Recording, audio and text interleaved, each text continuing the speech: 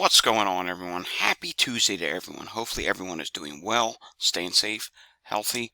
If you had to take a COVID test, hopefully you have tested negative. If you did test positive, I hope you have a full and speedy recovery with no long COVID issues. It is time now for a Walgreens update for Tuesday, December 5th, 2023. That's right, today we are doing a dedicated Walgreens video as we have a jam-packed pandemic update for you later on today, and there really is no time to fit Walgreens into that update today. So we're not going to do every state. We're going to do most of the states, and we're probably going to start in the east and then work our way off to the west. And unfortunately, there are some states that are not doing too well. So let's start off on the national level first. Nationally, the positivity index, or the positivity rate for COVID, it did go up. And here's why that's such a bad thing. Testing also had a humongous increase. So first off here, the positivity rate is 28.7%. The prior week was 28.5%. That's up 0.2%. Despite there being a big testing increase. 18,059 tests in the past week. The prior week was 12,757. That's by well over 5,000, almost 6,000 increase in testing. So as you can see here, that's a big increase, and yet the positivity still went up. Let's start off with the Northeast states. Maine. For the current week in Maine, it's 34.5%. Prior week was 26.7%. That's up by 7.9%. And you'll also notice testing is up as well, 55 versus 30. And you're going to see that in a lot of states where testing is up. So this is a legitimate rise. But in some states where testing is up, it did also cause the positivity to drop. For example, New Hampshire. The positivity rate is 17.3% this week. The prior week was 32%. That's a difference of down 14.7%. But we noticed the history with New Hampshire. They do a lot of up, down, especially as of recently. See if I zoom this in, you can see there's a lot of ups and downs with New Hampshire. So that's fairly normal for their behavior. Then we come over to Vermont. Vermont is 30% positive this week. The prior week was 40%. That's a difference of down 10%. But hey, testing was flat, so 10 versus 10, that is a legitimate drop, believe it or not. Whether that's believable or not based on Vermont state numbers, that's a different story. Now we come over to New York State. This is just not good. 50.2% positivity this week. 38.9% last week. That's a difference of up 11.3%, despite a big testing increase. 572 versus 360. This is a legitimate rise, and we are going to be looking at New York State hospitalization numbers later today in the pandemic update. I'm assuming it's going to come in with a big rise today, but we'll see. It comes in just a couple hours. Massachusetts, 35.4% this week, 19.4% last week. Yes, it's a big increase, 16% increase, but when we take a look at total testing, they're not doing a whole lot of testing in Massachusetts. 48 versus 36. Yes, it's a legitimate rise, but I would like to see Massachusetts testing numbers get well over, well into the hundreds.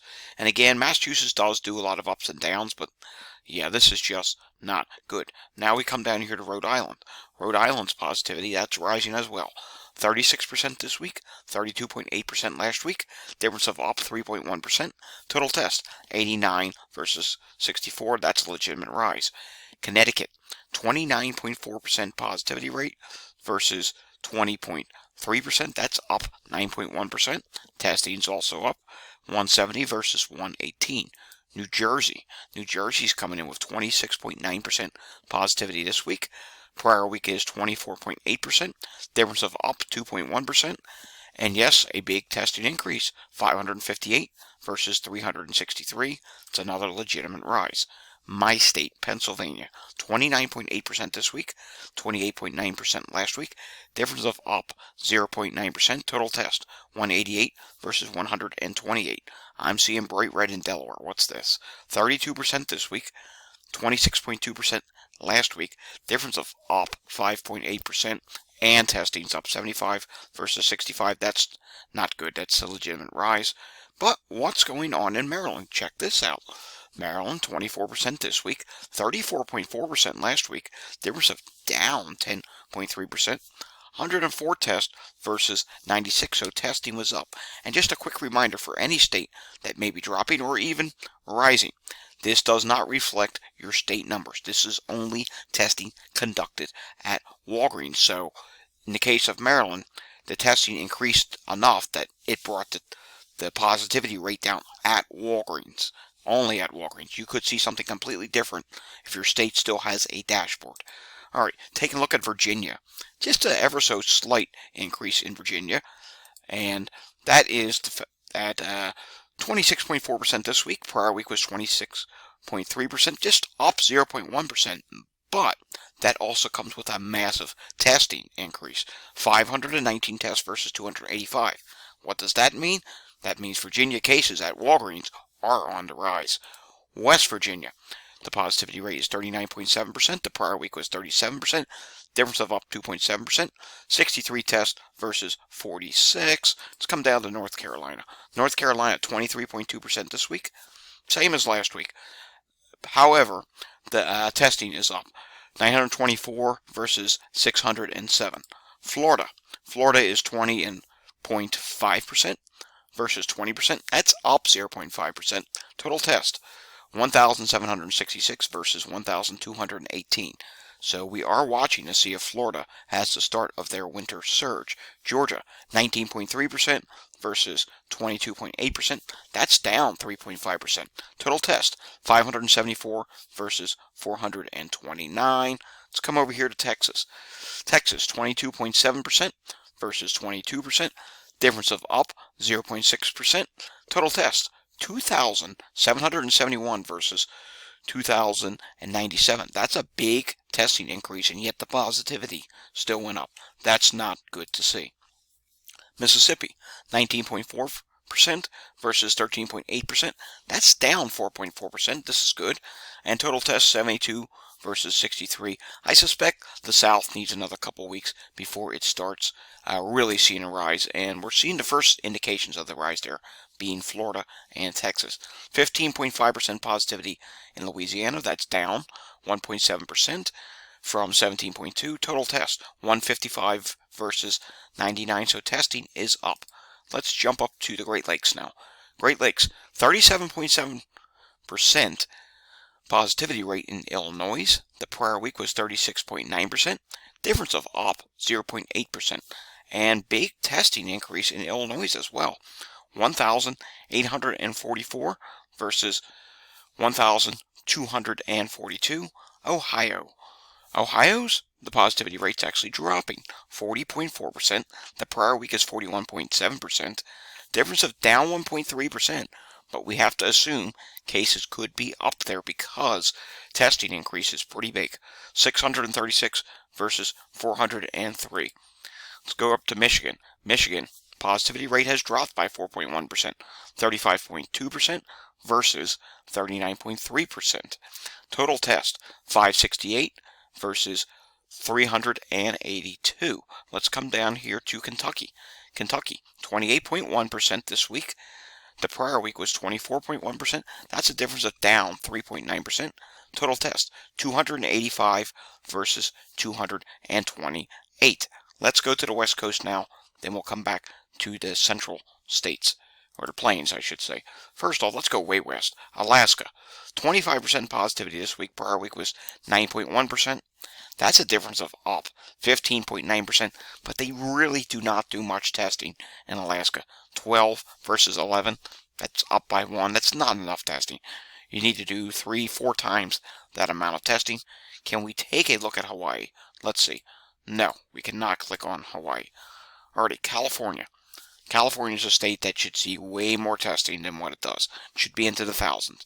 It's not. 540 tests versus 443. Yeah, they don't do enough tests. California is one of the biggest states.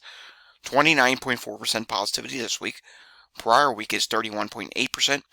Difference of down 2.4%. But this does not represent what's going on in Los Angeles. As you know, Los Angeles hospitalizations are rising. The rest of the state is not necessarily rising yet. So the West Coast has been slow to get going with this new wave, but that is about to change. And then we come up here to Oregon, 34.1% this week in Oregon. The prior week was 40%. That's a difference of down 5.9%. Total test, 44 versus 30. Washington, 26.8% this week. Prior week was 31.9%. Difference of down 5.1%. 231 tests versus 166. So we are seeing testing increases in most states. Nevada, 21.1% positivity rate this week with a big drop. That's a drop of 12.3% as it was 33.3% last week. Total tests, 38 versus 33. Yet again, another state with a rise in positivity. Utah, you're going to see about Utah today in the pandemic update.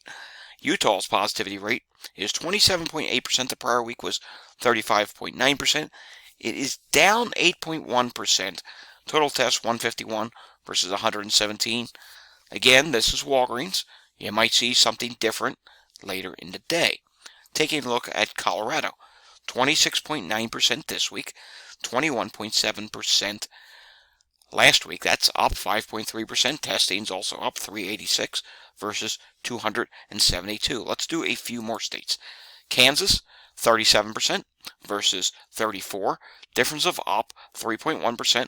162 tests versus 103. So yes, testing is up. Coming over to Missouri, 33.5% positivity this week. 27.7% last week. That's a difference of up 5.8%. And total test, 475 versus 296. Let's do two more states. Minnesota, 31.4% this week, 33% last week.